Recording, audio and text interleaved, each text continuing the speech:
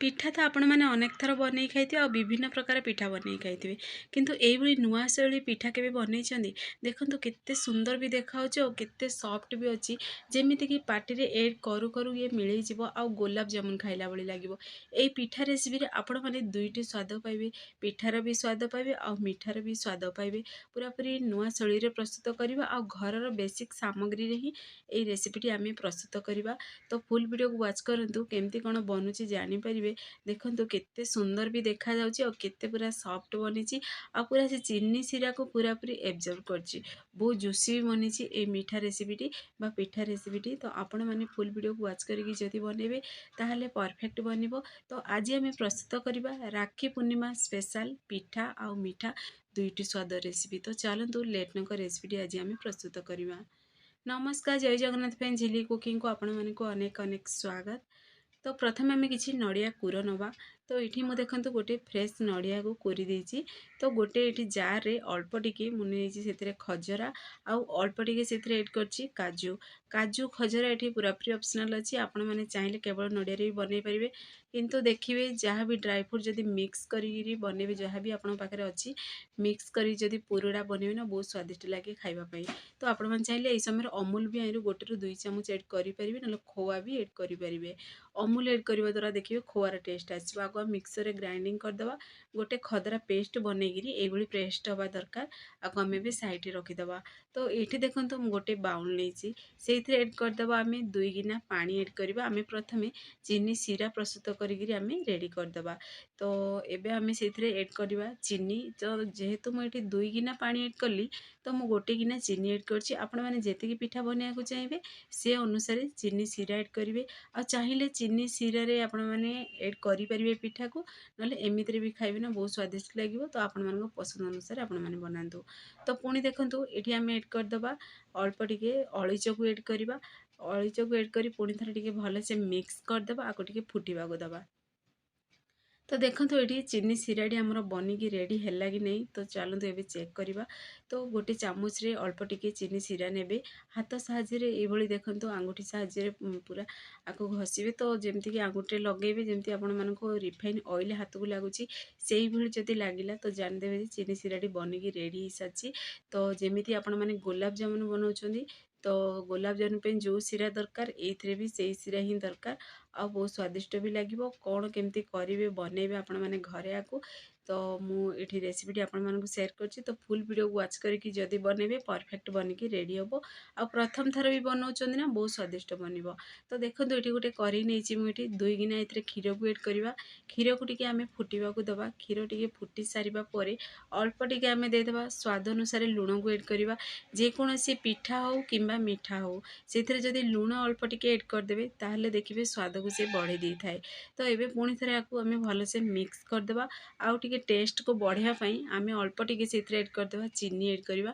ତ ମୁଁ ଏଠି ଦେଖନ୍ତୁ ଅଳ୍ପ ଟିକେ ହିଁ ଚିନି ଏଡ୍ କରିଛି, ଯେହେତୁ ଆମେ ଆଗକୁ ଚିନି ଶିରାରେ ଏବଜର୍ଭ କରିବା ତ ବୁଡ଼େଇବା, ତ ସେଇଥିପାଇଁ ମୁଁ ଅଳ୍ପ ଟିକେ ହିଁ ମୁଁ ଚିନି ଏଡ୍ କରିଛି। ତ ଆପଣମାନେ ଚାହିଁଲେ ଏଡ୍ କରିବେ, ନହେଲେ ସ୍କିପ୍ ବି କରିପାରିବେ, ଯେହେତୁ ଆମେ ଚିନି ଶିରାରେ ତାକୁ ଏଡ୍ କରିବା ପିଠାକୁ। ତ ପୁଣି ଥରେ ବି ଆମେ ଭଲସେ ମିକ୍ସ କରିବା, ଟିକେ ଉତରିବାକୁ ଦେବା କ୍ଷୀରକୁ, ଯେମିତି କ୍ଷୀରଟା ଟିକେ ଭଲସେ ଟିକେ ସିଝିଯିବ। ତ କ୍ଷୀର ଦେଖନ୍ତୁ ଏଠି ପୁରା ସିଝି ବି ସାରିଲାଣି। ତ ଟିକେ କ୍ଷୀରର କ୍ୱାଣ୍ଟିଟି ଏଠି କମିଯାଇଛି। ତ ଏବେ ଆମେ ସେଇଥିରେ ଏଡ୍ କରିଦେବା ସୁଜି ଦେବା 1 ଗିନା।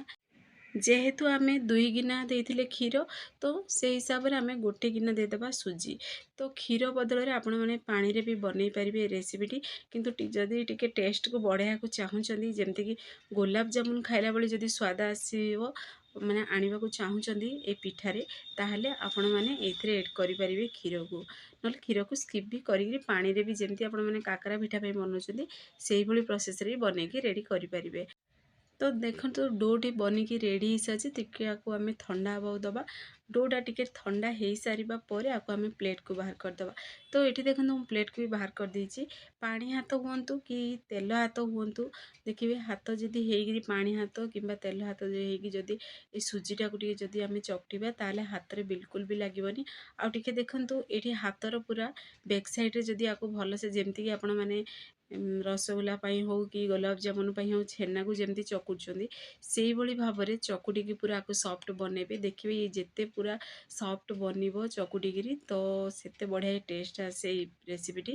ତ ଏବେ ଆମେ ଭଲସେ ଆକୁ ଟିକେ ମିକ୍ସ କରି, ଯେହେତୁ ଟିକେ ହାଲକା ଉଷୁମ ବା ହାଲକା ଗରମ ଅଛି ତ ମୁଁ ସେଥିପାଇଁ ଅଳ୍ପ ଟିକେ ପାଣି ହାତ ହେଇ ଅଳ୍ପ ଅଳ୍ପକୁ ଦେଖନ୍ତୁ ଏଭଳି ପ୍ରୋସେସରେ ଯେମିତିକି ଛେନାକୁ ପୁରା ଘଷୁଛନ୍ତି ପୁରା ସଫ୍ଟ ବନାଉଛନ୍ତି ସେଇଭଳି ପ୍ରୋସେସରେ ମୁଁ ଏଠି ସଫ୍ଟ ବନାଉଛି। ତ ଏଇଭଳି ପ୍ରୋସେସରେ ହିଁ ପ୍ରସ୍ତୁତ କରିବେ। ତ ଦେଖିବେ ସ୍କ୍ରାଚ୍ ବି ଆସିବନି ବନେଇବା ସମୟରେ ଆଉ ବହୁତ ସ୍ୱାଦିଷ୍ଟ ବି ଲାଗିବ। ତ ଦେଖନ୍ତୁ ଏଠି ସବୁତକ ମୁଁ ଏଠି ଚକୁଡ଼ି ଦେଇଛି ଭଲସେ। ଚକୁଟିକି ଡୋଟା ଦେଖନ୍ତୁ ପୁରାପୁରି ସଫ୍ଟ ବନିକି ଆମର ଡୋ ବନିକି ରେଡ଼ି ହେଇଛି।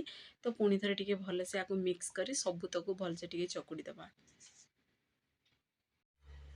ଯଦି ହାତକୁ ଅଧିକ ଅଠାଳିଆ ଲାଗୁଛି ତାହେଲେ ଅଳ୍ପ ଅଳ୍ପ ତେଲ ହାତ ହୁଅନ୍ତୁ କି ପାଣି ହାତ ହୁଅନ୍ତୁ ଭଲସେ ଟିକେ ଚକୁଡ଼ି ଦେବେ। ତ ଦେଖନ୍ତୁ ଏଇଭଳି ଚକୁଡ଼ି ସାରିବା ପରେ ଏ ଗୋଟେ ସଫ୍ଟ ଡୋ ବନିକିରି ଆମର ରେଡ଼ି ହେଇସାରିଲାଣି। ତ ପୁରାପୁରି ଗୋଲାପ ଜାମୁନର ଡୋ ବନିକି ରେଡ଼ି ହେଇଛି ଦେଖନ୍ତୁ।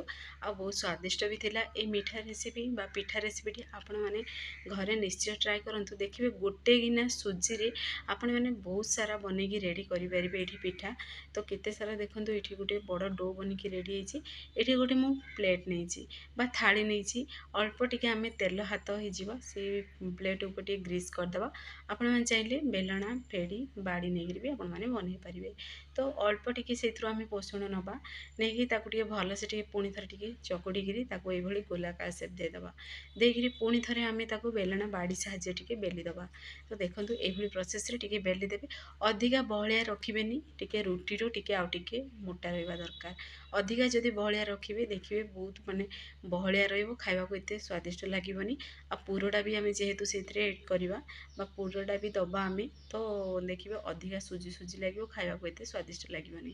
ତ ଏବେ ଆମେ ଗୋଟେ ଦେଖନ୍ତୁ ଏଇଭଳି ପ୍ରୋସେସରେ ଏଠି ଗୋଟେ ମୁଁ ଗ୍ଲାସ୍ ନେଇଛି। ଆପଣଙ୍କ ପାଖରେ ଯଦି କଟର ଅଛି କଟରରେ ବି ଆପଣମାନେ କଟିଂ କରିପାରିବେ। କଟିଂ କରି ସାରିବା ପରେ ଆକୁ ଆମେ ବାହାର କରିବା। ଇଜିଲି ଦେଖନ୍ତୁ ବାହାରି ପଡ଼ିବ ଇଏ। ତ ଏଇଭଳି ପ୍ରୋସେସରେ ଆମେ ସବୁତକ ଗୋଲାକାର ସେପ୍ ଦେବା।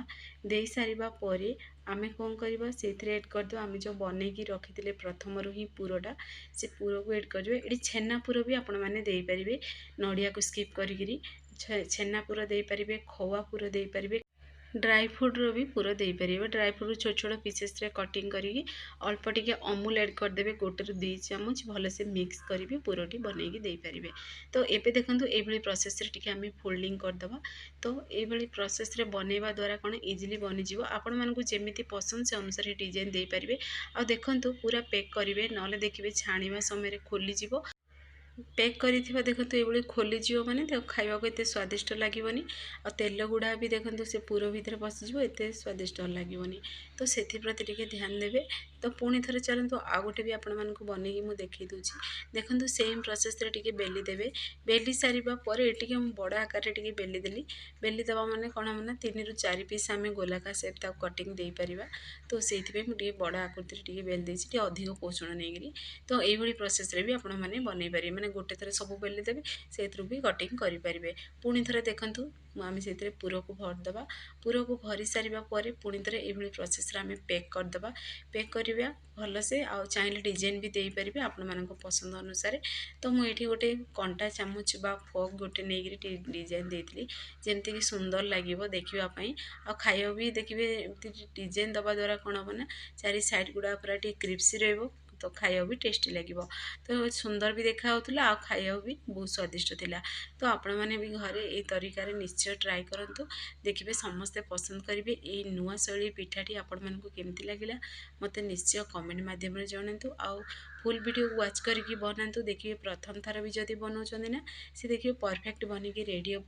ତ ଏଠି ମୁଁ ଦୁଇ ପଟ ସାଇଡ଼୍ ଯାହା ଦେଖନ୍ତୁ ଏଇଭଳି ଡିଜାଇନ୍ ଦେଇଦେଲି। ତ ପୁଣି ଥରେ ସେମ୍ ପ୍ରୋସେସରେ ସବୁ ବନେଇକିରି ବି ରେଡ଼ି କରିଦେବା। ପୁଣି ଥରେ ଆମେ ପ୍ଲେଟ୍ରେ ରଖିଦେବା। ତ ଦେଖନ୍ତୁ ଏଇଠି ମୁଁ ସବୁତକ ସେମ୍ ପ୍ରୋସେସରେ ବନେଇକି ରେଡ଼ି କରିସାରିଛି।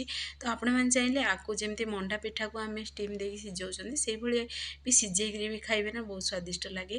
ତ ପୁଣି ଥରେ ଦେଖନ୍ତୁ ଏଇଠି ଗୋଟେ ପେନ୍ ନେବା, ସେଥିରେ ଏଡ଼୍ କରିଦେବା ଆମେ ରିଫାଇନ୍ ତେଲ। ଆପଣମାନେ ଚାହିଁଲେ ଏଇଠି ଘିଅରେ ବି ବନେଇ ପାରିବେ, ଘିଅରେ ବି ବନେଇ ବହୁତ ସ୍ୱାଦିଷ୍ଟ ବି ଲାଗେ।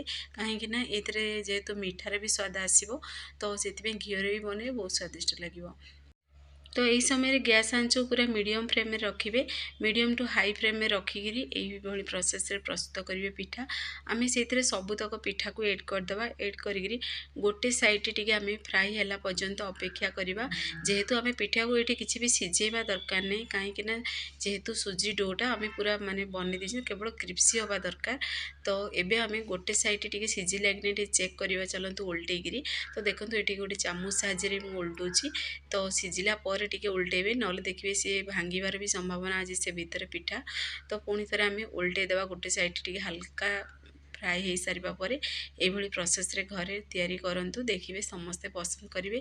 आ नुआ शैली रे बनईकी रेडी हम। आ घर बेसिक सामग्री रे ही आपण मैंने बनईकी रेडी करेंगे। आ गोटे रेसिपी रे आपण मैंने ये दुईटी स्वाद पाइबे। तो निश्चय ट्राए करूँ, समस्ते पसंद भी करेंगे। यही राखी पूर्णिमा निश्चय ट्राए करूँ। आ निज भाई की कहतु, निजे भी खातु, घरे समस्त खुआतु। देखु यही ही प्रोसेस रे भी आपण मैंने खाईपर। बहुत क्रिप्सी लगुला चीनी सीरा रे एड न करी भी जदि ये प्रोसेस रे खाइबे ना बहुत स्वादिष्ट लगे। जेहेतु से क्षीर एड अच्छी टिके हल्का खोआर स्वाद आसूला आ बहुत टेस्टी भी लगुला।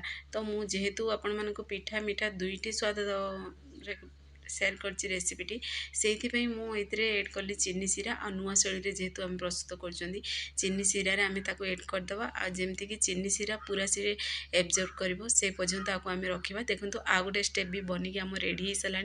आते सुंदर देखा केते क्रिप्सी बनी देखु। यही ही माने छाणु छाणु ही मत बहुत खाया टेस्टी लगुला, कहीं क्रिप्सी बहुत थिला आ बहुत स्वादिष्ट भी थिला। तो देखो ये मुझे पूरा आधा घंटा पर्यंत टिके रेस्ट में रखी थी। आधा घंटा पर आपण मानक देखा केते बढ़िया पूरा सॉफ्ट बनी। ये आमर पिठा मिठा दुई प्रकार रेसिपी गोटे रेसिपी रे आपण माने दुई प्रकार रेसिपी स्वाद पाइबे। तो बनिकी रेडी हो सारा। पाखर भी देखा देखो केते सॉफ्ट बनी पिठाटी आमर। तो यही प्रोसेस रे आपण मैंने भी घरे निश्चय ट्राए करूँ, समस्ते पसंद करेंगे। कैमेरा सामने भी देखा देखु केते पूरा सॉफ्ट बनी।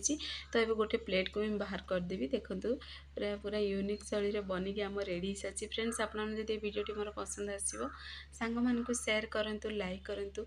चैनल जदि नुआ अच्छा चैनल को मोर सब्सक्राइब कर दिंतु, बेल आइकन क्लिक कर दिंतु, जहाँफल मोर सब वीडियो नोटिफिकेशन प्रथम पहुँचो। मुझे इजी इजी वीडियो नहीं आसबि, आपण मैंने देखिए घरे निश्चय ट्राए करूँ। आ कौ जिलूर देखुं ना मत कमेंट माध्यम जनातु, मत भी खुशी लगे मो वीडियो केदूर पर्यंत पहुँचुची। तो आपण मैंने कमेंट निश्चय करूँ। आपण मैंने मो वीडियो बहुत बढ़िया बढ़िया कमेंट दौरान, से बहुत बहुत धन्यवाद आपण मानक मत सपोर्ट कर। तो फाइनाली देखो आम रेसिपी बनिकी रेडी सारी। आदि फेसबुक पेज देखुं ताहले फेसबुक पेज मोर फॉलो करूँ। इंस्टाग्राम जो देखुं फॉलो करने को जमार भूलुनी। तो फाइनाली देखो आमर मिठाटी बनिकी रेडी सारी, पिठाटी बनिकी रेडी सारी। तो चलतु आपण मानक मु खंड करी पाखर भी देखा केते ये सॉफ्ट बनी आते जूसी बनी पिठाटी। आ पूरा देखु चीनी सीरा रे पूरा भरपूर मात्रा रे चीनी सीरा ये अच्छी। जदि आपण मैंने चीनी सीरा पसंद एड करेंगे चीनी सीरा रे ना स्किप करेंगे। केवल एमती भी पिठाटी खाइबे ना बहुत स्वादिष्ट थिला। मु तो एमती छणा है गोटे टेस्ट करी बहुत स्वादिष्ट थिला पिठाटी। तो आपण मैंने भी घरे निश्चय ट्राए करूँ। देखो भितर भी तार स्टफिंग अच्छी नड़िया पुणी खजरा आ काजूर स्टफिंग। तो पिठाटी खाइबा समय भी देखिए पाटी लगे तो बहुत स्वादिष्ट लगे। आ देखो पाखर देखा केते सॉफ्ट बनी। तो आपण मैंने भी घरे निश्चय ट्राए करूँ। केमती लगिला कौन मत कमेंट माध्यम जनातु। तो से पर्यंत रोची पुणी एक नुआ रेसिपी नहीं आसबि। नमस्कार, जय जगन्नाथ।